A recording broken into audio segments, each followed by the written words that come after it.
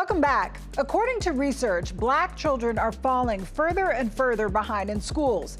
What's behind the decline? Well, for starters, Black schools are woefully underfunded. They're overcrowded, they're falling apart, and the system is a mess. Nobody disagrees about that. But there is a growing disagreement in the Black community about how to fix the problem.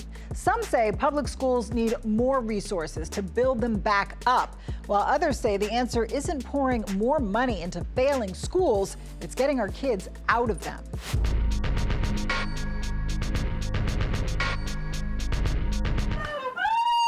The Akron mom sentenced to 10 days in jail for doing what she thought was best for her kids, allowing them to go to a district she didn't live in. 12 years ago, Ohio mother Kelly Williams Boulder was hauled off to jail for simply using her father's home address instead of her own to get her kids into a better school. It just made a big rift in the community. An extreme penalty for doing what many parents in low-income communities have done to try and give their kids a better education. Her two daughters would end up right back in the struggling Akron public school. I wanted my girls to see a better opportunity, and they made me out to be a villain. Because of disparities like this. Welcome to Carmel High School.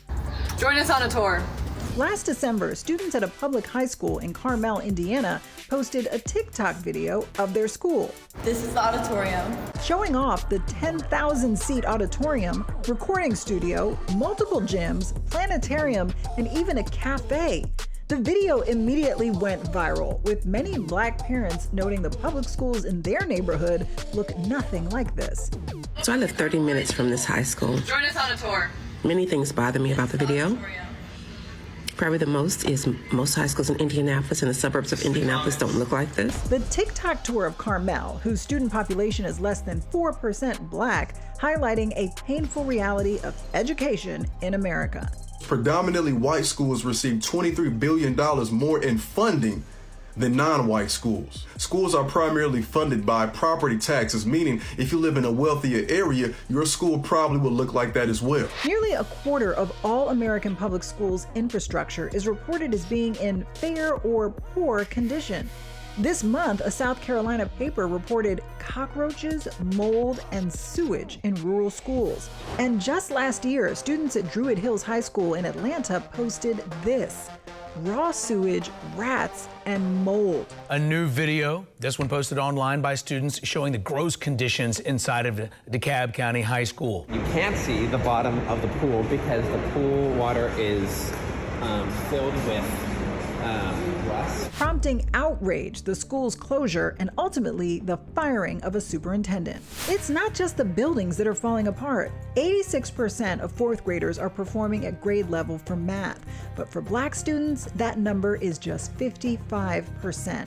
And when it comes to reading, compared with white students, Black children score lower on reading tests from first grade all the way to 12th. It was just ridiculous to me how these children are passed through school and they can't read and write. That should cause for an overhaul of the whole school system. That makes no sense to me, but here we are.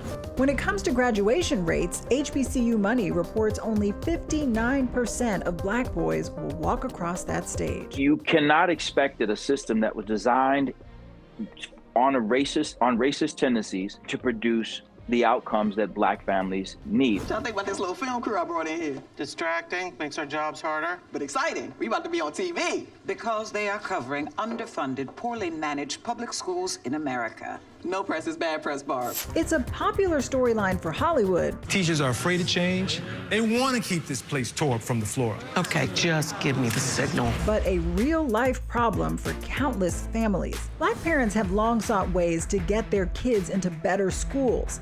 Now, some want to make sure that parents have the right to decide where their kid gets an education. Sending children to schools that are segregated by zip code and ultimately by race is a guarantee that those children in those schools will be underserved, overpunished, and most likely to drop out. School choice is an idea that parents should have alternatives to public school, like open enrollment, letting kids go to a school outside their zone or district, vouchers, government funding for private schools, charter schools funded by the government but independently run, and virtual schools or homeschool, both of which became more popular during the pandemic. We need public school alternatives because children don't all learn the same way. Dr. Scott Perry, founder of Capital Prep Schools, says school choice is the only answer for a failing system. Only 15% of all high schools in the United States of America are magnet or charter, yet they represent 65% of the top performing high schools in the United States of America. 15%, and they represent 65% of the best schools. And there are many reasons why, but one of them is that they don't limit children based upon where they live. They teach to a particular strategy or theme that engages the children and the faculty. It's not just the children, but the faculty. Sean Diddy Combs went back to school today. Black celebs like Diddy and LeBron James have both launched charter schools to uplift the communities they came from. 72% of the public supports school choice, and the number of school choice students in 2021 was 621,000, up from 200,000 in 2011. I have the most charter schools in my district than any other district in the state of Georgia. Georgia State Representative Misha Maynor says she went to a good school growing up, only because her mom lied about their home address. But for Representative Maynor, this issue is tricky. And recently I found myself in the crosshairs of my Democratic caucus. She is the only Democrat in Georgia State Legislature who supported a recent school choice bill. It'll take public funding and funnel that towards private institutions and also leave behind the students that need it the most. It's something we've seen all across the country. Who pays your salary? Shame on you. Shame on you.